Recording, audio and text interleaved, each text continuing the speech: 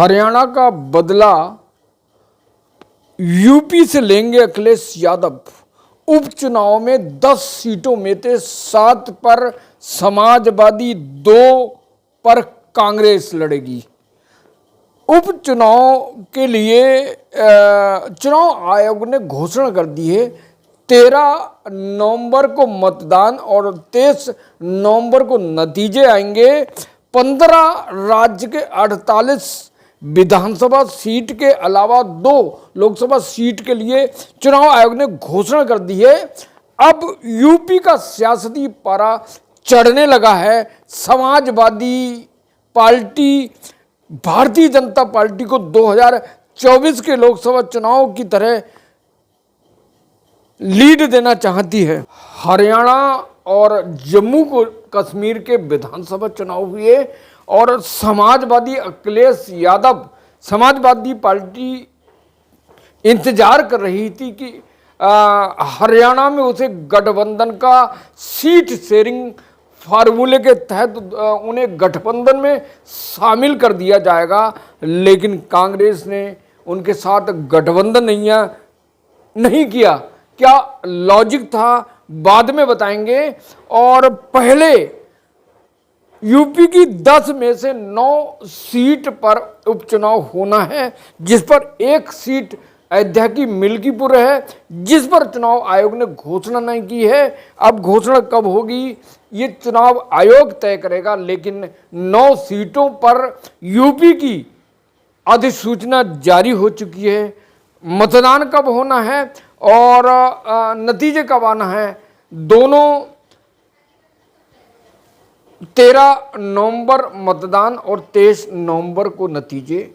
दोस्तों, लॉजिक बहुत ही ज़्यादा महत्वपूर्ण है, क्योंकि समाजवादी पार्टी को दरकिनार कर देते हैं। उपचुनाव आता है या फिर विधानसभा चुनाव आते हैं। जब लोकसभा चुनाव आते हैं तब राहुल गांधी कहते हैं कि भैया मोदी को हटाना है, मोदी को गिराना है, मोदी को सत्ता से हटाना है। और जो नैरेटिव सेट करा इंडिया गठबंधन ने, इंडिया ब्लॉक ने, कि संविधान को खतरा है, आरक्षण को खतरा है, और इसलिए लोगों ने जो मतदाता थे उनने इंडिया गठबंधन के जो घटक थे अखिलेश यादव, उन पर भरोसा किया, कांग्रेस पे भरोसा किया। और इसी भरोसे के चलते आज कांग्रेस फूले नहीं समा रही है। आज कांग्रेस बुलंद है कि आखिर हम अपने दम पर मोदी को गिरा सकते हैं, सत्ता पा सकते हैं। और यही जो गलती कांग्रेस कर रही है, यही गलती जो है अब राहुल गांधी और कांग्रेस कर रही है। क्योंकि जिस गलती को 2019 में मायावती ने अखिलेश के साथ गठबंधन किया, गलती नहीं थी, लेकिन गठबंधन के बाद जब दोबारा गठबंधन का नंबर आया तो समझौता नहीं किया। और फिर आपको तो पता ही है 2019 के बाद आज तक लोकसभा विधानसभा चुनाव में मायावती को कुछ भी हासिल नहीं हुआ। तो गठबंधन की ताकत थी, और ये ब्रेन वॉश टेक्निक है, ये सम्मोह करने की शक्ति है, और इसके द्वारा ब्रेन वॉश करके मायावती को नहीं मिलने दिया। और 10 सीटें मिली थी 2019 में, 5 अखिलेश को, लेकिन वही गलती कांग्रेस कर रही है। और कांग्रेसी नेताओं का कहना है कि राहुल गांधी या कांग्रेस की जो जीत दर्ज हुई है, जो बढ़त हासिल हुई है, वह सिर्फ राहुल गांधी के भारत जोड़ो यात्रा से, ना कि इंडिया गठबंधन से। और इसलिए 2024 में लोकसभा चुनाव में गठबंधन में सभी शामिल हुए, लेकिन जब हरियाणा चुनाव आया तो हरियाणा चुनाव में कांग्रेस ने समाजवादी से गठबंधन नहीं है, अखिलेश यादव इंतजार में थे। तो इसलिए अखिलेश यादव ने कहा क्या हम मध्य प्रदेश और हरियाणा की गलती को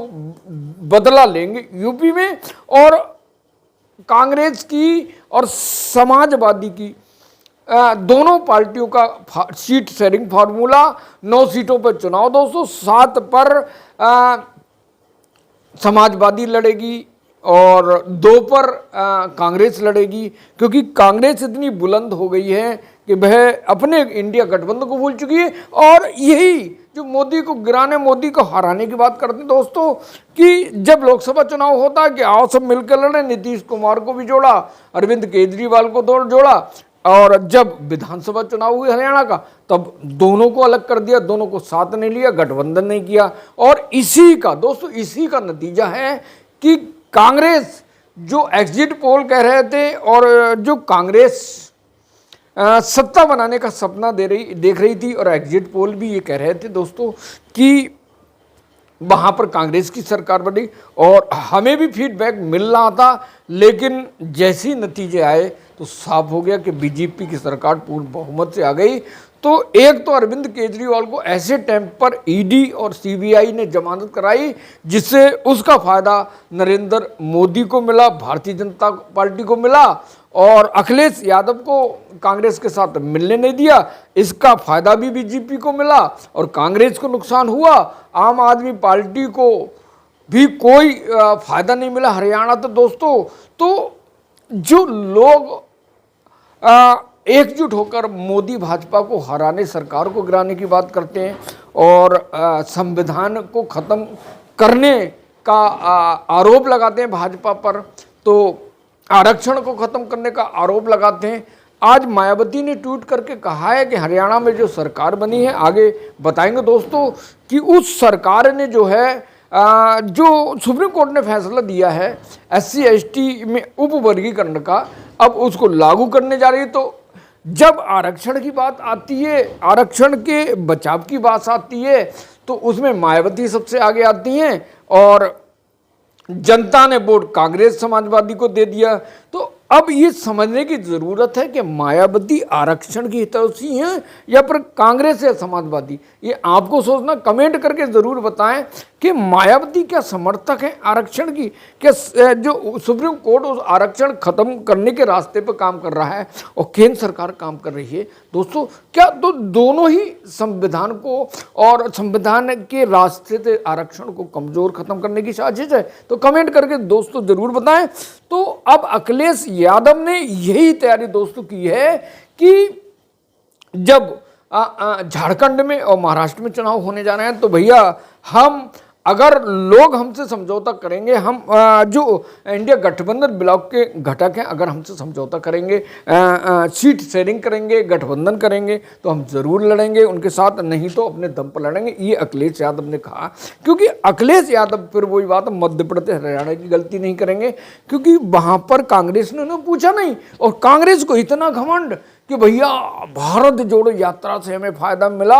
और बीजेपी ने यह भी कहा कि 400 पार करेंगे हम और 370 बीजेपी पार करेगी, और ये भी कहा कि कांग्रेस 100 से ऊपर नहीं आई, और वही बात लिख ली दोस्तों। लेकिन कांग्रेस ने, इंडिया गठबंधन ने हकीकत में इंडिया गठबंधन को कमजोर करने का काम किया।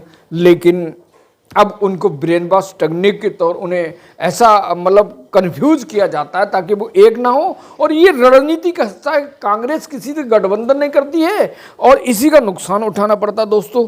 तो हरियाणा ले चलते हैं, सॉरी, उत्तर प्रदेश उपचुनाव को लेकर, जहां 10 में से 9 सीटों पर उपचुनाव होना थे, मिल्कीपुर पे रोक लगा दी चुनाव आयोग ने, तो 9 सीटों पर चुनाव होने, 13 नवंबर को मतदान और 23 को नतीजे आएंगे। अखिलेश यादव ने कहा है कि वे हरियाणा की गलती को दोहराएंगे नहीं, और गठबंधन की बात बनी तो ठीक है, सीट शेयरिंग बनी तो ठीक है, नहीं तो अपने दम पर लड़ेंगे झारखंड और जो है महाराष्ट्र में को। तो अब इन दोनों की बात बन गई है, कांग्रेस की और समाजवादी की यूपी उपचुनाव में, और हरियाणा और जो महाराष्ट्र। दोस्तों, 2 राज्य के विधानसभा चुनाव होने, झारखंड और महाराष्ट्र के दोनों में अभी बात चल रही है। इंडिया गठबंधन देखो मिलकर लड़ेगा या अपने दम पर लड़ेगा, तो बातचीत अब देखते हैं क्या हल निकलती है। लेकिन भारतीय जनता पार्टी जो सोच रही अंदर अंदर कि किसी तरह ये अगर ये इंडिया गठबंधन मिले नहीं, अगर एकजुट हो जाएंगे तो उन्हें कमजोरी मिलेगी। और एकजुट का नतीजा ये है कि यूपी से भारतीय जनता पार्टी को लोकसभा चुनाव में 33 सीटें मिली, 37 समाजवादी को, 6 सीटें कांग्रेस को। ये सिर्फ दोस्तों ये सिर्फ समाजवादी की देन है, ना कि भारत जोड़ो यात्रा। क्योंकि भारत जोड़ो यात्रा ऐसे 2019-2009 के जो चुनाव थे उसमें जो बहुत सारी कोशिश की कांग्रेस ने, लेकिन खाता नहीं खोल पाई। लेकिन समाजवादी जैसे संगठन में आई गठबंधन में तो अच्छी खासी सीट दर्ज हुई। तो अब उन सीटों पर जिस पर समाजवादी ने प्रत्याशी उतारे, यूपी की 9 सीटों पर उनकी बात करेंगे दोस्तों। तो अखिलेश यादव ने साफ कह दिया है कि महाराष्ट्र और झारखंड में अगर गठबंधन होता तो ठीक है ना, अपने दम पर लड़ेंगे, ठीक है। तो हरियाणा चुनाव में बिना समाजवादी की कांग्रेस ने लड़ा, मुंह की खाई।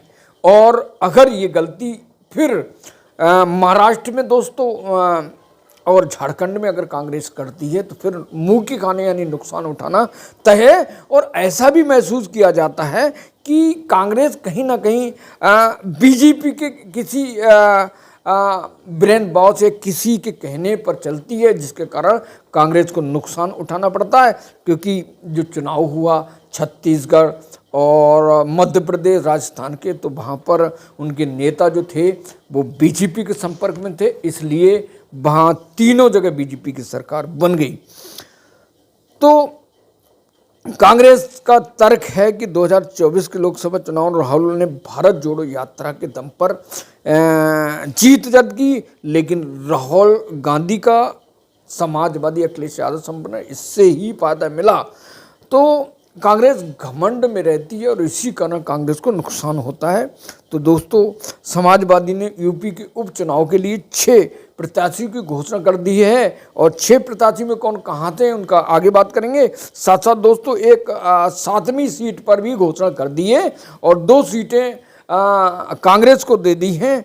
अब 7 सीटों पर कौन कौन प्रत्याशी दोस्तों। कन्नौज की करहल सीट से तेज प्रसाद यादव को टिकट दिया है और अयोध्या की मिल्कीपुर से अजीत प्रसाद जो अवधेश प्रसाद के पुत्र हैं, लेकिन इस पर चुनाव आयोग ने रोक लगा दी है। कब घोषणा करेंगी, जैसी अपडेट आएगा आपको देंगे। अंबेडकर नगरी कटहरी सीट से शोभावती वर्मा लालजी वर्मा सांसद की पत्नी है दोस्तों। कानपुर सीसा मऊ से नसीम सोलंकी को टिकट दिया है। ये इरफान सोलंकी की पत्नी है, तो विधायक थे, उनकी सदस्यता, उनकी विधायकी चली गई। केस के मामले में जेल में बंद है दोस्तों। मिर्जापुर मजबा सीट से ज्योति बिंद को टिकट दिया है, पूर्व सांसद रमेश बिंद की बेटी हैं। और प्रयागराज फूलपुर से मुस्तफा सिद्दीकी को टिकट दिया है दोस्तों। अब सीटें शेष रह गई हैं, उसमें गाजियाबाद है, अलीगढ़, खैर और मुरादाबाद कुंदर की, अयोध्या मिल्कीपुर, तो उस पर रोक लगा दी दोस्तों। अब एक सीट पर समाजवादी ने और घोषणा कर दी है, जो मुजफ्फरनगर मीरापुर से सुम्बुल राणा है, जो पूर्व सांसद कादिर राणा की बहू है। ये 7 सीटों पर घोषणा हो चुकी। कांग्रेस ने किन नाम की घोषणा करी है वो जैसी अपडेट आएगा आपको मिलेगा। तो दोस्तों जिस तरह कांग्रेस अपने ओवर कॉन्फिडेंस में रहती है और इसी कारण कांग्रेस को हरियाणा में नुकसान उठाना पड़ा। और जो भारतीय जनता पार्टी का जो टिकट वितरण का जो फार्मूला है वो सुपर हिट है और उनकी रणनीति बेहतर है। उस रणनीति के दम पर वो हर बार जीत कर ले जाते हैं। अब बाद में जब जो कांग्रेस हारती है, अब उसके बाद वो ईवीएम पर दोष लगा देते हैं कि भैया ईवीएम की कमी थी। और इससे पहले जो चुनाव हुआ तो जो अपना तेलंगाना था वहाँ से कांग्रेस की सरकार बन गई। और इससे पहले मध्य जो हिमाचल प्रदेश वहाँ से चुनाव हुआ, वहाँ जो है कांग्रेस की सरकार बन गई, तो वहां ईवीएम में क्यों घोटाला नहीं हो, क्यों गलती नहीं हो। दोस्तों, जब जब कांग्रेस जीतती है तो ईवीएम पर दोष नहीं लगाती, जब हारती है तो ईवीएम पर दोष लगाती। दोस्तों, तो ईवीएम चुनाव आयोग का कहना है, चुनाव जो राजीव प्रताप सिंह उनका कहना है, राजीव कुमार का, कि जो ईवीएम है पूरी तरह सुरक्षित है, और जब जब विपक्ष हारता तो ईवीएम को दोषी ठहराता, जब जीतता है तो ईवीएम को कुछ नहीं कहता। दोस्तों, तो आपको ये समझना होगा कि ईवीएम हैक हो सकती है, नहीं हो सकती है, कि ईवीएम से वोट की चोरी हो सकती है। तो बहुत सारे ऐसे डेमोशन दिखाते हैं, प्रूफ दिखाते हैं, लाइव डेमोशन दिखाते हैं, कहते हैं कि भैया ईवीएम से वोट की चोरी होती है। तो हमें तो नहीं लगता दोस्तों कि जब जीत होती है विपक्ष की तो खुश होता, तब ईवीएम को दोष नहीं बताता है, और जब हारता तो ईवीएम को दोष बताता है। तो दोस्तों, अगर जनता आपके साथ है तो बिल्कुल आपको वोट मिलेंगे, ईवीएम बिल्कुल प्रूफ है। और हमारा ये कहना दोस्तों, तो अब ये 7 सीटों पर घोषणा कर दी है। अब जो 2 सीट बची हैं कांग्रेस के खाते में, अब भारतीय जनता पार्टी की लिस्ट आने वाली है, और भारतीय जनता पार्टी को उपचुनाव के लिए, और जैसे लिस्ट आएगी, तैयारी पूरी हो चुकी है, अधिकृत घोषणा नहीं, जैसी घोषणा होगी तो आपको मिलेगी। दोस्तों, तो हमारा वीडियो जो कंटेंट वीडियो हो कैसा लगता है ज़रूर कमेंट करके बताएं, और हमारे साथ जुड़े रहें। दोस्तों, वीडियो को लाइक करने और चैनल को सब्सक्राइब कर दें, और वीडियो को लाइक करें और हमारे साथ बने रहें, और बेहतर कंटेंट के लिए हम आपके साथ जल्दी हाजिर होंगे। तो नमस्कार, जय हिंद।